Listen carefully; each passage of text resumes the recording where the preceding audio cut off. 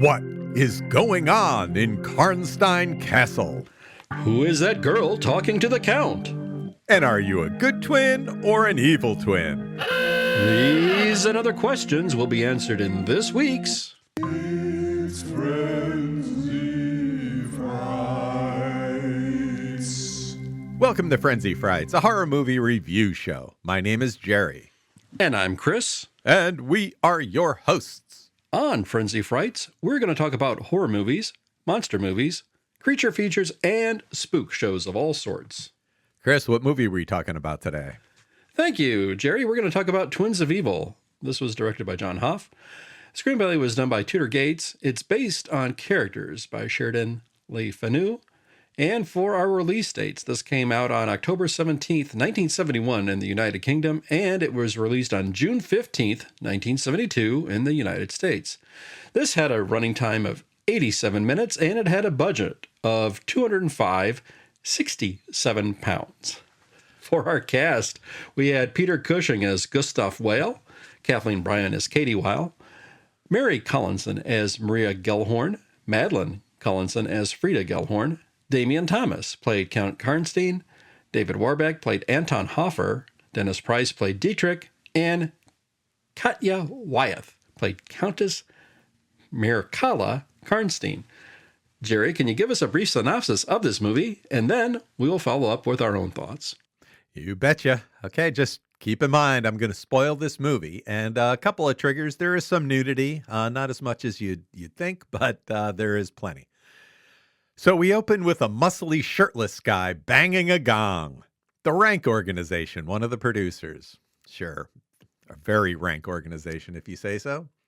So we open the movie with Peter Cushing. He's playing Gustav Wheel and his merry brotherhood of women-torturing Puritans coming upon a cabin where a husband and wife live. They grab the woman and burn her as a witch to save her soul, don't you know? Her soul is combustibly saved over the whole of the opening credits. Take that, Saul Bass. Gustav is the leader of the Brotherhood, which is a self-appointed gang of religious nuts. They're kind of like a self-righteous homeowners association, like a soul owners association. His nieces are from Venice, and they come to town to live in Karnstein with him and his wife. The nieces are Maria, the good twin, and Frida, the evil twin. Their parents have died a couple of months ago, and they arrive at Karnstein. They lay eyes on the castle of Count Karnstein, and Gustav sees that the girls aren't wearing black after their parents' deaths. He also notices the ample bosomage on display. We do things differently here in Karnstein. Ain't that the truth? One of the Brotherhood bros knows of a woman who lives alone in a cottage and refuses to take a husband. Outrageous. She's probably a witch, right? And in a scene almost lifted from Monty Python and the Holy Grail, they convince themselves that she must be burned. Burn her, yeah, huzzah!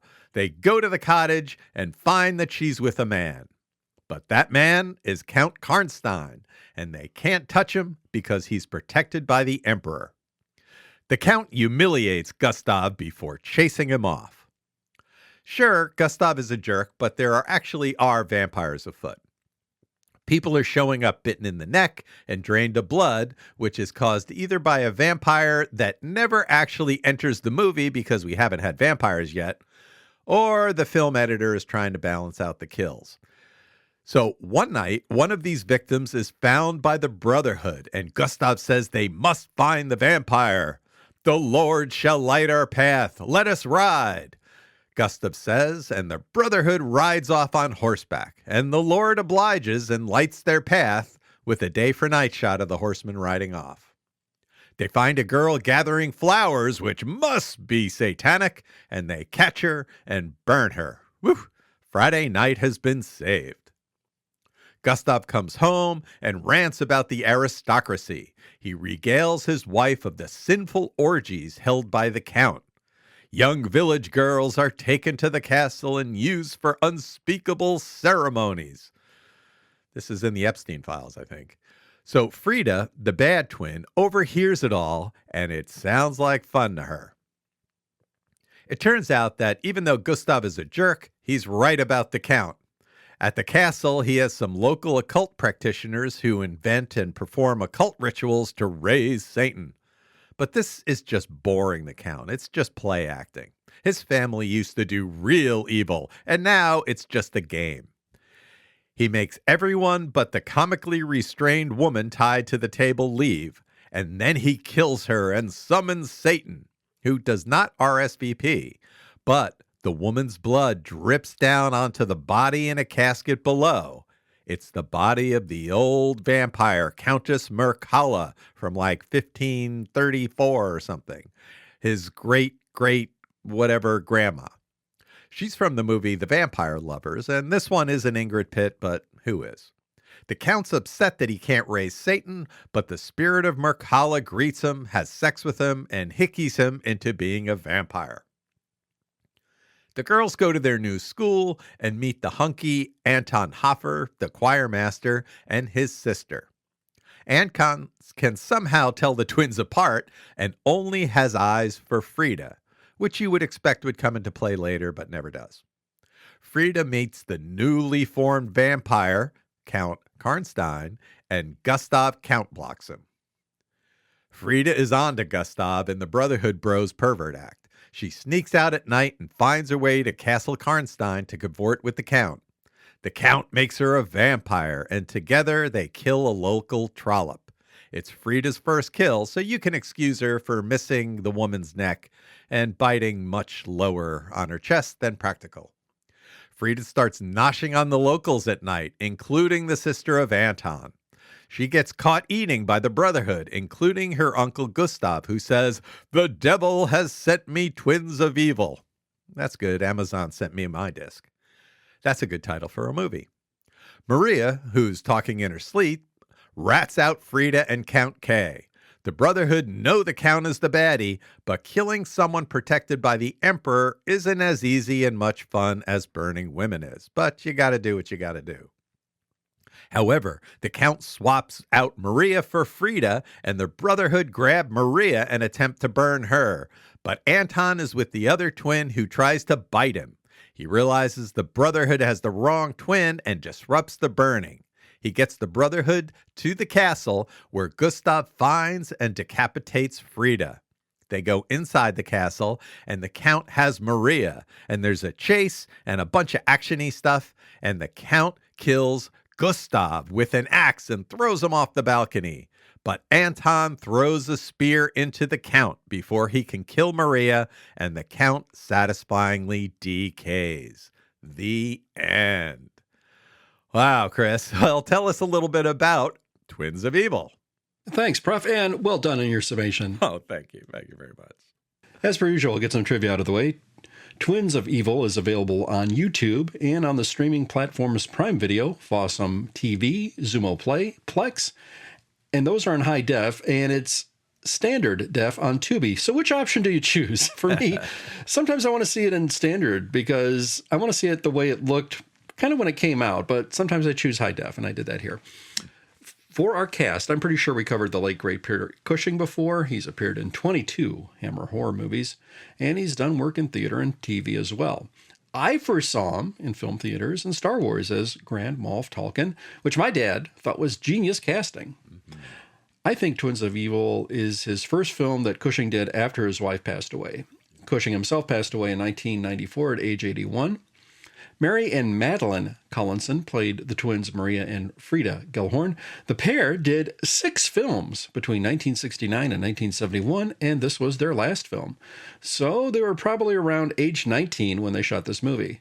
Mary passed away at age 69 in the year 2021, and Madeline passed away at age 62 in the year 2014. Damian Thomas played Count Karnstein, and another notable role was Father Martin Alvito in the 1980 TV miniseries Shogun.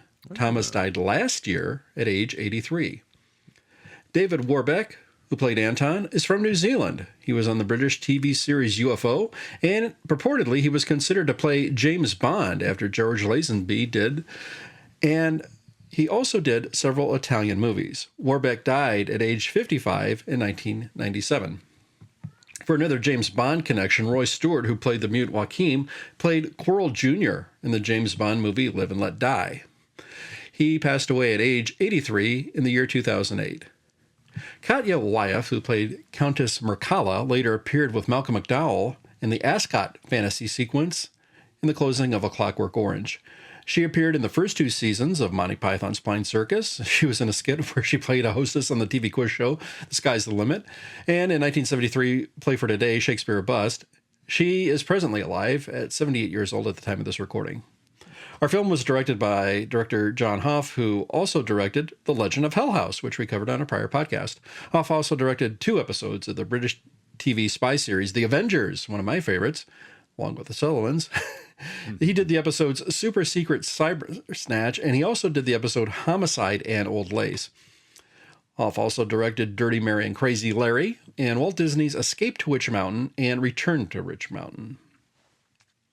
Per IMDb, Twins of Evil was the 3rd and final film of Hammer's, quote, Karnstein Trilogy, following The Vampire Lovers in 1970 and Lust for a Vampire in 1971, in a series loosely based on Sheridan LaFano's Carmilla. These pictures were quickly produced, and the trilogy's original UK release ranged only from October 1970 to October 1971. And, quote, they were lurid even by Hammer standards, bloody and relatively steamy, with an emphasis on heaving bosoms and vampire-enriched girl-on-girl sexuality, end quote. Harvey Hall and Kirsten Lindholm appear in all 3 films of the trilogy, although in different roles for each one. Peter Cushing also played one of the leads in the first one, The Vampire Lovers. A part was written for Cushing in the second film, but he dropped out of the production due to the illness of his wife. The role was taken over by Ralph Bates. Luann Peters, who plays a small role in this film, also appeared in the second film, Lust for a Vampire, as did Judy Matheson. Actresses Mary Collinson and Madeline Collinson, also known as the Collinson twins, became Playboy magazine's first identical twin playmates of the month in an October 1970 issue. They were 18 years old at the time of the photo shoot. Yikes! Their voices were dubbed by Olive Gregg, and their Malta accents were decidedly too thick. Madeline Collinson was a dedicated fan of the horror genre before being cast. She cited the 1922 silent masterpiece Nosferatu as her favorite film, and stated that she preferred playing the evil twin because her facial features photographed harder than her sister's. Damian Thomas broke his artificial fangs while biting Madeline Collinson, and music for the film was composed by the British composer Harry Robinson. Well, at this point of our podcast, we're going to talk about our initial reactions. Prof, I'll turn it to you as you watch this. What were your initial reactions? Well, the first thing was that Peter Cushing is in a very different role than he usually plays. Usually he's like a Van Helsing or, like trying to kill the vampires, but from a scientific, position, or he plays the evil mad scientist doctor. But here, for about 3/4 of this movie, he is a bad guy. He is obviously hung up with killing women. He has excuses about his religious aspects of doing it, but he is definitely, definitely a bad doer in most of this movie.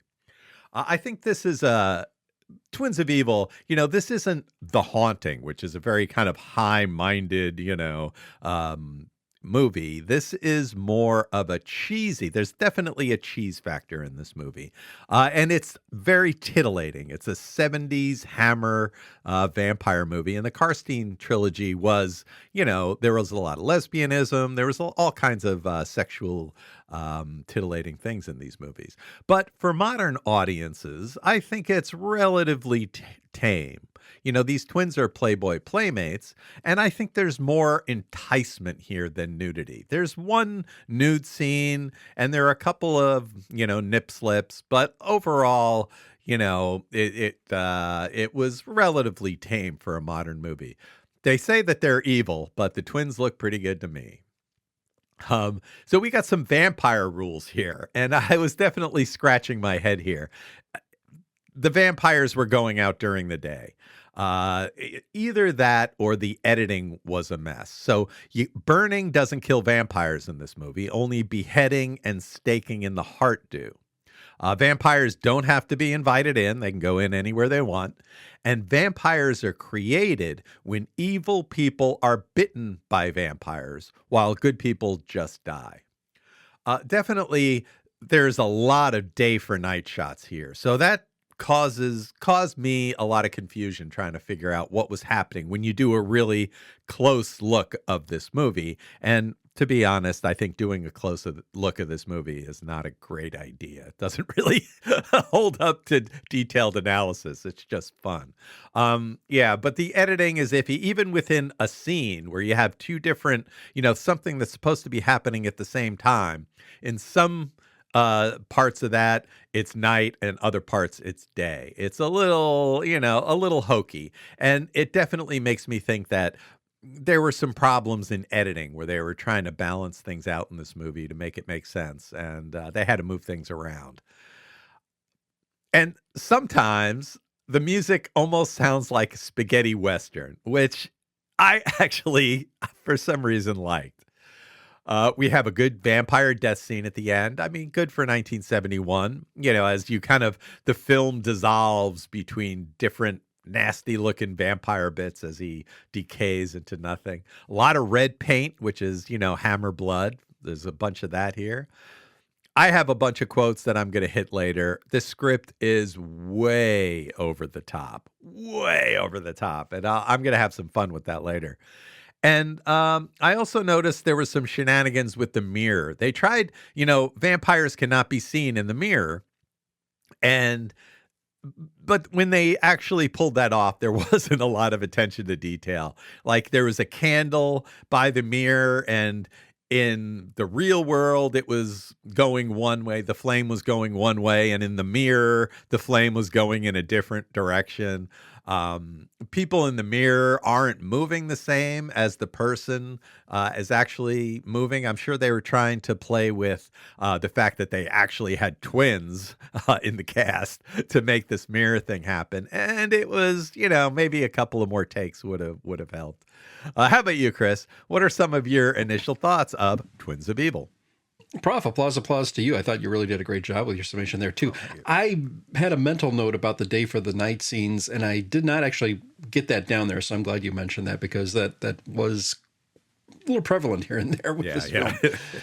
So my initial reactions, when I saw the credits, and then here we go, Peter Cushing in another Hammer film. Yes, I'm putting a smile on my face right away, and this is a period piece and Puritan times, so I thought this was going to be very intriguing and very interesting to see.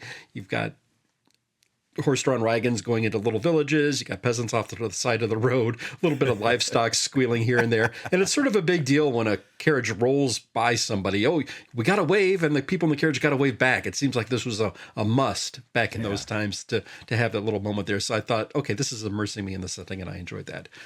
The next thing I had in my notes, wow, cleavage, bosoms, and breasts. Oh my, because there were so many scenes in this movie where the actresses, the poor ladies, had to contort in such a way, or the camera had to angle itself in such a way where we really kind of highlighted on a certain area of the chest. And I thought that was once, twice, three times. Okay, we get it. But boy, this movie kept persisting and persisting and persisting with that. Holy cow. Once, twice, three times. And yeah, it's a woman. Indeed. Next thing I had in my notes, Damian Thomas, who played Count Karnstein. Wow. I was trying to place him as I was watching this, and there were some scenes in here where I was slightly taken out of it because he looked a lot like Jimmy Fallon to me, with the hair kind of doing this pompadour, and he just, the way he tilted his head, I thought, yeah, he kind of looks a little like Jimmy Fallon, but maybe that's just me. I don't know. Yeah, no, he does. Yeah. And as I'm watching these costumes going throughout this movie with the men in their black attire and the high collars and the hats, I had a sudden craving for Quaker Oats. I don't know why, Prof, but something going on there. I just can't put my finger on it, but it hit upon me. Yes, it was those costumes and those period pieces. Nicely done. So, Prof, I didn't have as many things as you to bring to the table, but there we had it. Awesome. Prof, this is the part of the show we're going to talk about our favorite moments of the film. So I'll turn it to you. What were some of your favorite movie moments? Well, Peter Cushing is one of my favorite actors. He's a great horror actor, great actor in general. And the scene where Maria is about to be burned and Anton proves that the Brotherhood has the wrong girl, you really see Peter Cushing's Gustav as ashamed. And it's just a very slight tonal change that for the rest of the movie, he feels different. And Cushing is so good at these very subtle, acting changes. And he does a great job here. Peter Cushing is fantastic in this movie.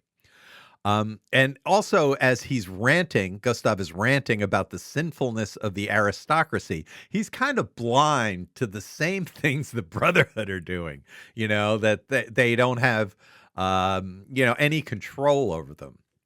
He says at one point, this is a great quote, "The signs are plain. God is calling on us who believe his holy word to stamp out that evil, to stamp out the devil worshippers by purifying their spirits so they may find mercy at the hand of the Lord by burning them." Huzzah!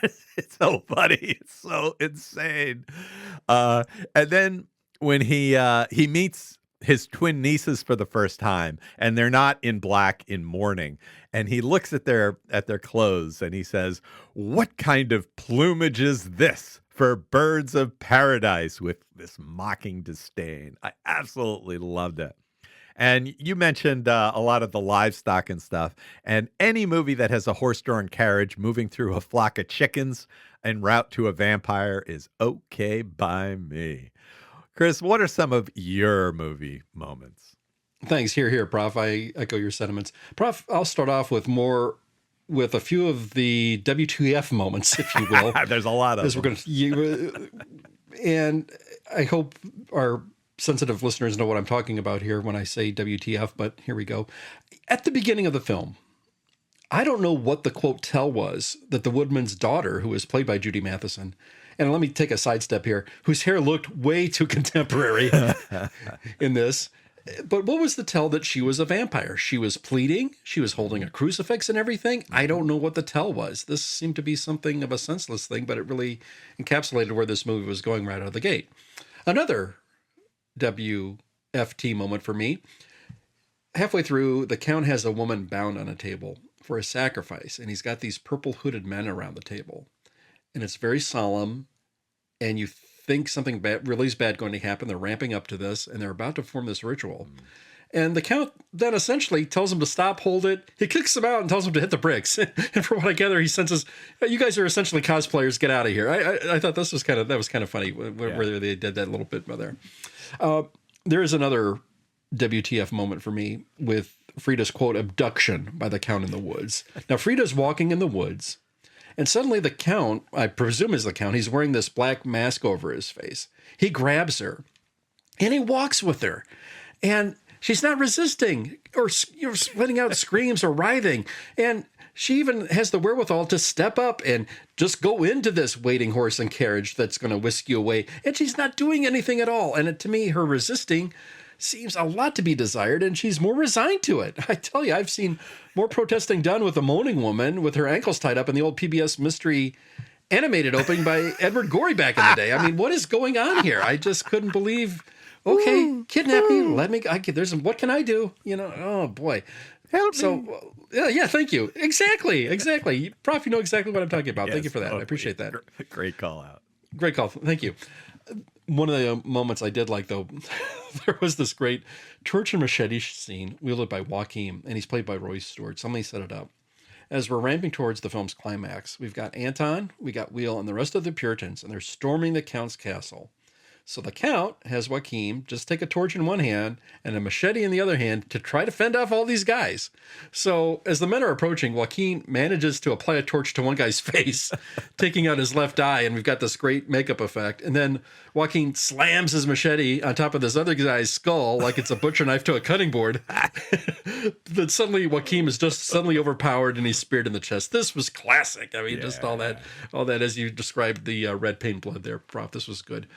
And I have to just kind of do a little aside here. One of my favorite scenes in the Western Two Mules for Sister Sarah with Clint Eastwood is where, in the end of the movie, we got the French soldiers and the Mexican mercenaries, and they're fighting it out. And one of their soldiers machetes another guy.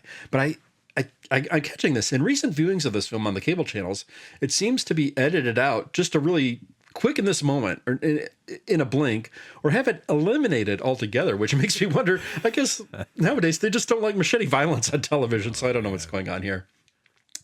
Prof, you talked about some of the lines you liked in this, and I'm going to circle back to this too. I love it how Peter Cushing's character, Weil, he'll just seemingly burst into these houses and schools without knocking. And both the Count and later Anton forcefully say, "What is the meaning of this? I demand an explanation." I love, when is the last time you heard that? I would love to say that when somebody interrupts me. And yeah. We got to bring it back. What is the meaning of this? We have to bring it back. What is the meaning of this? Well, but this scene did lead to another good moment, because this sort of led into a nice fake out twist where Weil brings in this covered up body to the school.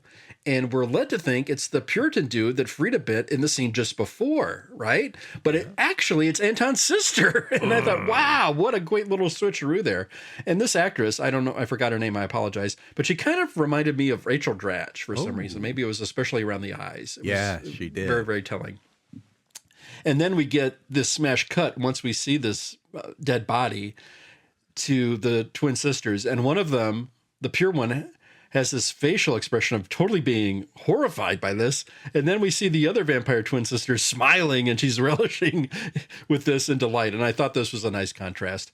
One of the other moments, too, was Peter Cushing's death scene, where he gets an axe to the back by the Count, and then he goes over a balcony and he falls, and not only does he just fall on the floor, then he does this little roll down the steps, and he just kind of gives this Shakespearean head tilting back, one leg straight, one leg slightly crooked, and just a little bit of symbolism there to put a chef's kiss on this little death scene for Cushing's character. I thought that was really, really good. So those were my favorite ones. Prof, I'm going to do another brief sidestep. When I was listening to one of the past podcasts, we watched some of these movies on Saturday afternoons where they don't quite fill the, quote, allotted time up.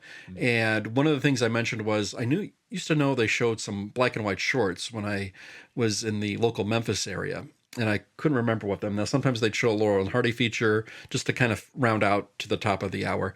Pete Smith. I don't know if anybody else out there in our listening audience knows Pete Smith, but Pete Smith did a bunch of comedy reels where he did the narration with this, and he had sort of a nasally voice. "Oh, well, see what you did there," and he would narrate this thing as a poor schlep would be in some sort of predicament, and it would be a common everyday occurrence, and there would be humor shorts. So I wanted to get that out there. Pete Smith did the shorts on those other things that I used to see once upon a time. Huh. So, Prof, I had to make sure I covered all my bases. I couldn't find out where in the script to do. I think if you look it up on YouTube, you'll see a few of them. Okay. And then also, too, just to kind of take it another step further, the late George O'Hanlon, who voiced George Jetson on the Jetsons, did a series of comedy shorts himself, and he's magnificent in these movies. There, you get to see what George Jetson 1 looked like. You get to hear his voice, but a lot of them were a series of movies called "So You Want To" or "So You Da Da Da," ellipses, and then it would be George O'Hanlon in this set. One of them was like "So You Want to Build a Train Set," and he basically takes over the whole house building a train set. He takes his son's toys.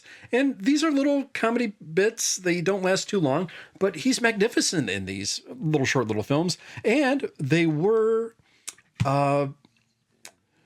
written by Richard Baer, who went later on to direct most of the episodes of Green Acres, and he directed a couple of classic Twilight Zone episodes, including To Serve Man. So I had no idea that a lot of these actors had very rich in careers, but not, quote, elevated, because these were sort of like the little filler B-Western kind of rounded out stuff. But these guys had great talent and great careers, and I wanted them to get their due, and this is where I had to shoehorn it into the script. So, Prof, I'll take a step back. I was going on and on and on. So here's the part of the podcast where you throw some discussion items out to the floor. All right. So this is our third movie about twins. So we had The Black Room with Karloff playing the two brothers, and Sinners, where we had two brothers there, Smoke and Stack. Now, this one's a little different. It's not one actor playing two characters, it's two actual twins playing two different characters. Although sometimes in the mirror scenes, I think they're playing the same character. But, this is very tropey. Although Sinners not so much, but here there's one, quote, evil twin and one, quote, good twin, like The Black Room, similarly. How did you feel that this whole idea of twins in a story was handled in this movie versus other movies? Thanks, Prof. I think it's an excellent question. I think we sort of missed out on the female dynamic, which could have explored a little more. And it's kind of a little ironic for me to say that with all that happened in this thing, but here I am.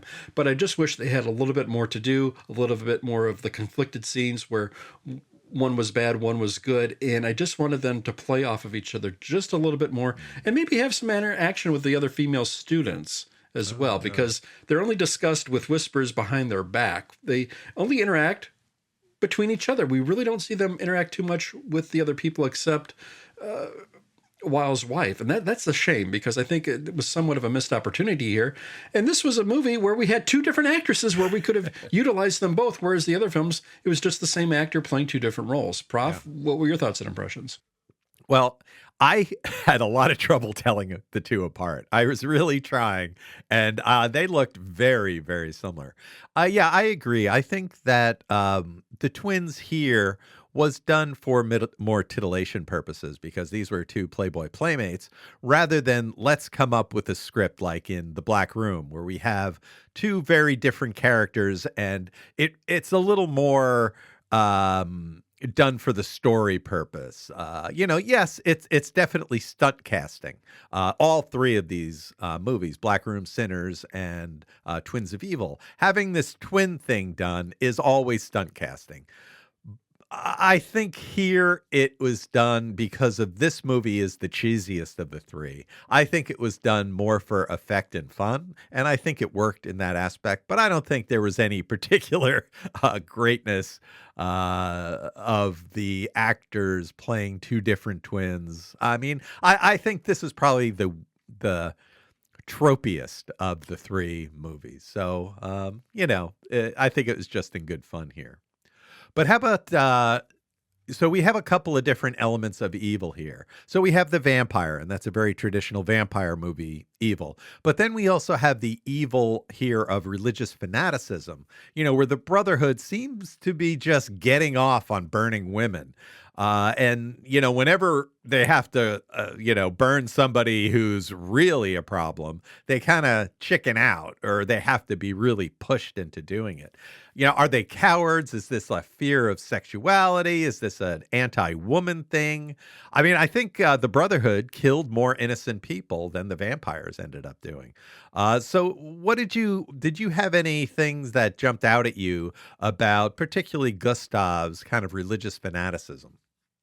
Yeah, Prof, I think this was a great point that you brought up, and I think you really touched upon something that more than likely killed more innocents than he did the vampires. Boy. And I don't know with respect to the history with that, but I think there is a definite element here. I am going off on a huge tangent because it reminded me of the old SNL Steve Martin, Theodoric of York medieval barber skits where... How do we prove that she's a witch? Well, let's drown her if she'll, or do some bloodletting to cure people. And this was so taken aback. And both of these cures to find out if she was a witch or not would result in her death. And then, she's dead. So what? We'll move on. And I don't know if this was like a thing of its times or not, because this was right totally there. This was just to the next level.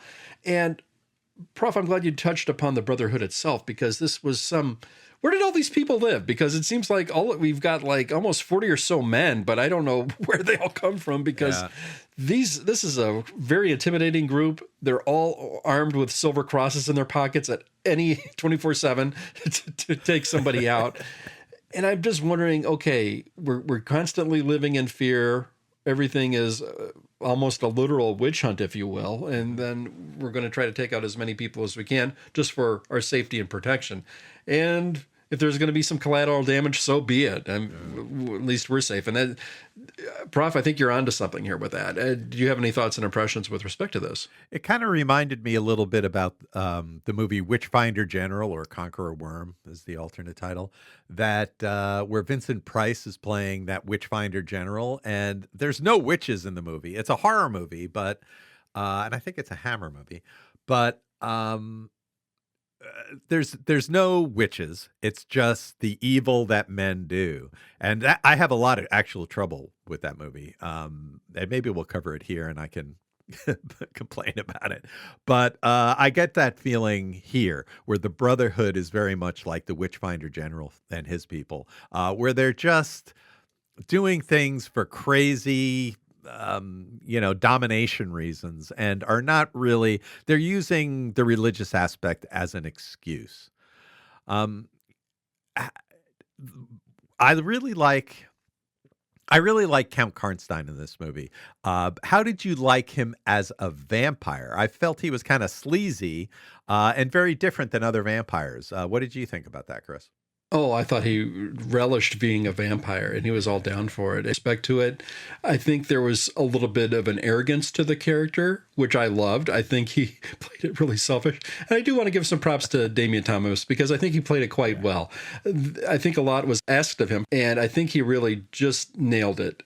He was just such a consummate vampire. It was like, okay, show me an example of a movie vampire besides Bela Lugosi, and I'm going to say, well, look at this guy, check out his performance, because I think he did that well of a job. And just the scenes where he was trying to protect himself, going through the castle, yeah, I thought he was just fine, as was the performance. I think this was really, really good. What did you think of Count Karnstein as the vampire, Prof? I thought he was really good, and in a way, I kind of thought he was a little funny. He was very sleazy and manipulative and defiant, and just like, oh, I want evil. Where is Satan? I want Satan. Not like the vicious. I always felt like Lugosi was playing a vampire like a savage, like a crazed animal in a way. Whereas Karnstein is having too much fun for all that. But there's this one scene, and I love it. It's when Joachim comes and he's saying, the villagers are coming. And the Count is like, who cares? And, because being burnt can't kill me. And Joachim says, they have steak. Like he's mute, but he's showing it. They have steaks. And the Count goes, they have steaks? And then he goes, a chopping motion. And he goes, and machetes and swords, and he's just getting increasingly agitated. We're playing charades, yes. Yeah, we're playing charades, and Karnstein is terrified by the end of it. It's so funny. I loved it.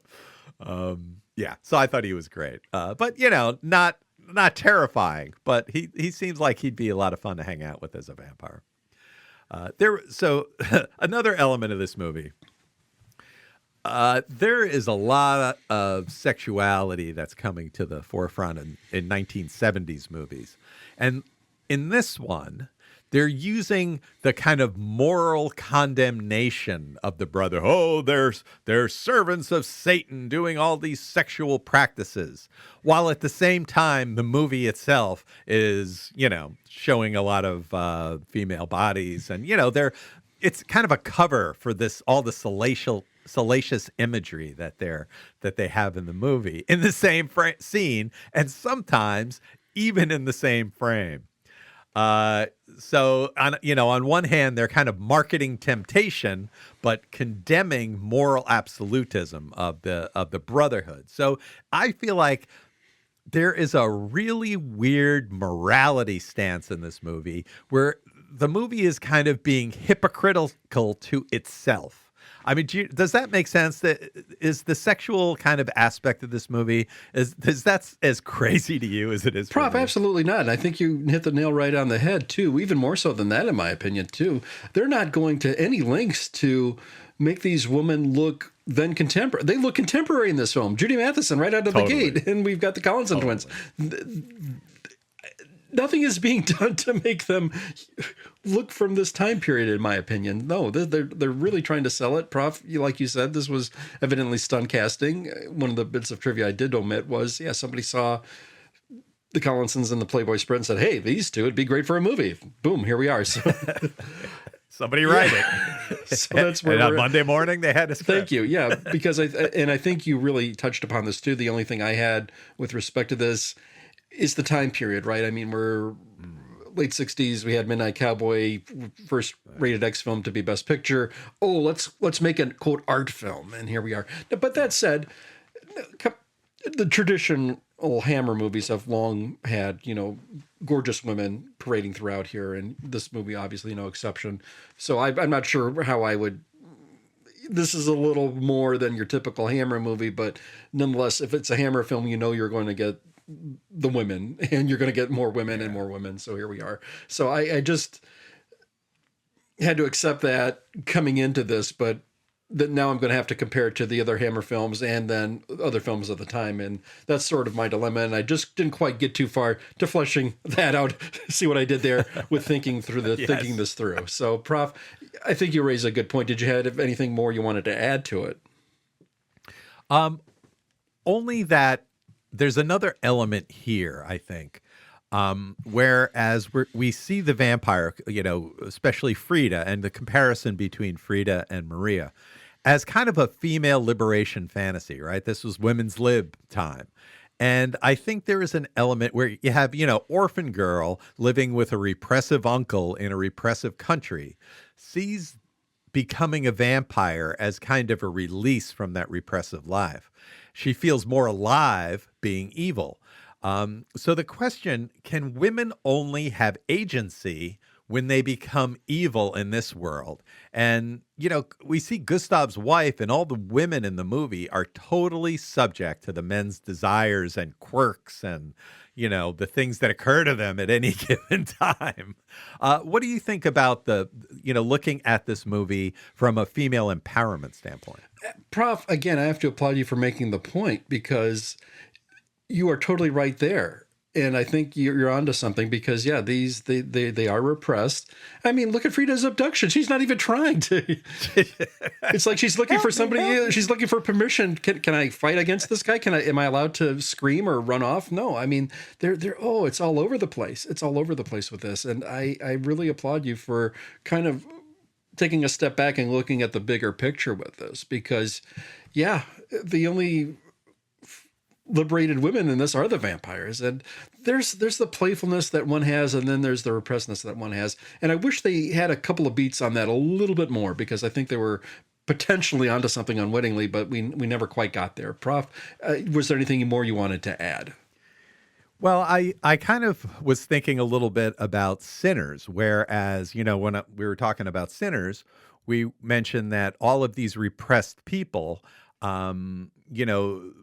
they're using this, what we're seeing in the movie as evil, as a way to overcome their repression. And it occurred to me that in this world, where the women are absolutely being subject to the men, that this evil is liberating and, lets them take control of their lives in a certain way, even though in this case, Frida is still subject to Count Karnstein. She goes out and is able to do things on her own, biting people on her own. And I just think it's fascinating that these movies basically imply that to overcome the evil and repression in the world, you have to embrace a different kind and a more powerful evil. And I just think that's a fascinating standpoint in a movie. And I think this one does it really well. All right. The time of the movie, of the podcast where we have to score this movie. What do you think, Chris? Where does Twins of Evil stand up for you? Well, Prof, I wrote my notes yesterday, so I'm reading them now. And here's my initial thoughts and impressions, and then we're going to our score and talking about our quote-unquote, how we would rate this. When I wrote this, I said Twins of Evil is competently written, although now I'm questioning that. But I will say this. I think it is competently acted. I think it's competently directed. And more so than anything, it's competently shot, almost to a fault. Yeah, there are over-the-top moments, but I think some of the scenes are played so serious. And the movie is so well framed with the sacrifice scenes, with the settings, with the capturing the actors' placement and expressions. And it's done so well that I think it's almost too textbooked. And I want to say something that I want to clarify, that when I say some of the scenes are so serious, that I don't mean it's campy. It's definitely not campy to me, but I have to confess, it does really, really, really push it right to the line and to the edge. It's right there. Now, taking a step back, once the dust clears, you can say on the surface, oh, it's just another good Hammer vampire movie with Peter Cushing. I think there's a little bit more to it than that, though. There's a sauciness to this movie. There's titillation to this movie. That's undeniable. We're looking at this thing. But I think it's more reflective of the movie making from around the time it was being made. And I'm going to leave it there. Now, this movie is not too short. It's not too long. Now, I'm asking myself, does Twins of Evil break any new ground? No. Will I watch this movie anytime again soon? Not likely. But did it entertain me for 87 minutes? And would I recommend it enough for a one-time watch? Yes, it sure did, and yes, I sure would. It's got Peter Cushing. It's got some fantastic actors that I wasn't familiar with that I thought did a solid job for a period horror piece. So I'm going to sort of give it my typical vague grading, if you will. If you ask me to put a letter grade on it, I'm going to give it a grade of, say, a B minus range. And if you're going to ask me to give a numeric 1 out of 10, I'm going to say, well, this is an underrated 7.5 out of 10. So, Gerry, what say you on how would you rate or score this? Well, I think this movie is a little bit cheesier than you think it is. I think this is over the top, and I particularly mean it from the script. I think a lot of these lines are just so delicious. It just feels a little cheesy and campy, and it's faux horror, and I absolutely love faux horror. And usually when I do the scoring, I'll say what is the film quality of this, and also how much fun did I have watching it, and kind of try to do a negotiation between those two things to come up with a final score. I think this is not a great film like maybe The Haunting is, but boy, oh boy, it's a lot of fun. I mean, usually, the titillation aspect is distracting, but I think here it's just so goofy and done so heavy-handedly and ridiculously that it's just delightful. I am going to give this, I'm going to agree with you. I'm going to give this a B minus. I think it's good and fun. But, even though it's a lower score, I'd rather watch this on a snowy Sunday afternoon than something else, something that I've really got to focus on and figure out. This is not a movie that's as good as Sinners, but it's a much easier watch. So, Chris, do you have any final comments you want to make on Twins of Evil? No, I like how we both arrived somewhere in the same grade, but we both saw it a little different. And I like that we had a little bit of a contrast there. That was nice. That's great. I think we're getting ready for more vampire movies, so I think this is a good placement. So thank you for checking out Frenzy Frights. Check out our other shows, The Professor Frenzy Show, where we cover indie comics, That Guy in That Show, where we look at great character actors, and our Twilight Zone episode review, where we review Twilight Zone episodes. Thanks for listening and watching. It's Frenzy.